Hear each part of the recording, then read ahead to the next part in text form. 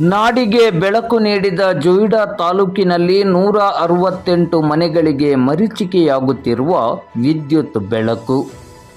ದಟ್ಟ ಕಾಡು, ಸದಾ ತುಂಬಿ ಹರಿಯುತ್ತಿರುವ ಕಾಳಿ ನದಿ, ಸಮೃದ್ಧ ವನ್ಯ ಸಂಪತ್ತಿನ ಹಾಗೂ ಪ್ರವಾಸಿಗರ ಅತ್ಯಂತ ನೆಚ್ಚಿನ ತಾಲೂಕು ಎಂಬ ಹೆಗ್ಗಳಿಕೆಗೆ ಪಾತ್ರವಾದ ಜೊಯ್ಡಾ ತಾಲೂಕು ನಾಡಿಗೆ ವಿದ್ಯುತ್ತನ್ನು ನೀಡುವ ಮೂಲಕ ಬೆಳಕನ್ನು ಪಸರಿಸಿದ ತಾಲೂಕೆಂಬ ಕೀರ್ತಿಯ ನಡುವೆಯೂ ತಾಲೂಕಿನ 168 ಮನೆಗಳಿಗೆ ವಿದ್ಯುತ್ ದೀಪದ ಬೆಳಕು ಇನ್ನೂ ಮರೀಚಿಕೆಯಾಗಿಯೇ ಉಳಿದಿರುವುದು ತಾಲೂಕಿನ ಕೀರ್ತಿಗೆ ಅಪಕೀರ್ತಿಯಾಗತೊಡಗಿದೆ.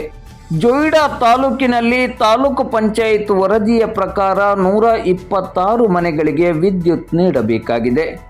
42 ಮನೆಗಳಿಗೆ ಅರಣ್ಯ ಇಲಾಖೆಯ ಕೆಲವೊಂದು ನಿಯಮಾವಳಿಗಳಿಂದಾಗಿ ವಿದ್ಯುತ್ ಸೌಕರ್ಯ ಒದಗಿಸುವ ಕೆಲಸ ನಿಂತಿದೆ ಎಂಬ ವರದಿ ಇದೆ.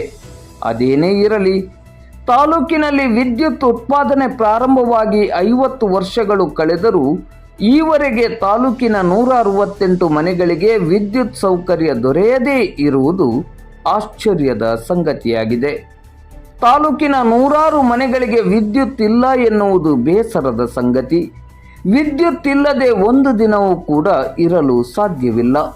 ಅಂತಹದ್ರಲ್ಲಿ ತಾಲೂಕಿನ ಕೆಲ ಮನೆಯವರಿಗೆ ಇನ್ನೂ ವಿದ್ಯುತ್ ಇಲ್ಲ ಎನ್ನುವುದು ಸರಕಾರಕ್ಕೆ ಕಪ್ಪು ಚುಕ್ಕೆ.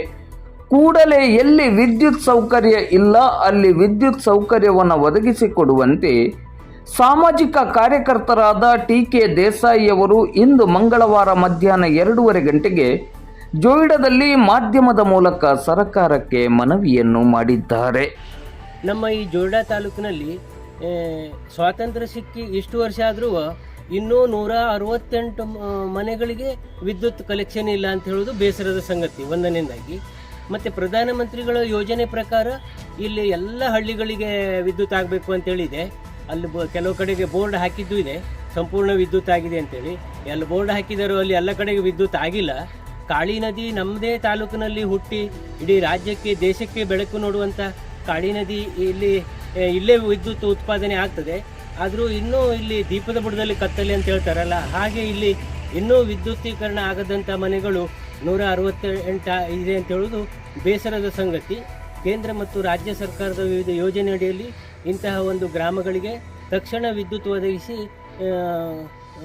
ಕೊಡಬೇಕು ಅಂತೇಳಿ ಈ ಸಂದರ್ಭದಲ್ಲಿ ನಾನು ಆಗ್ರಹಿಸ್ತೇನೆ.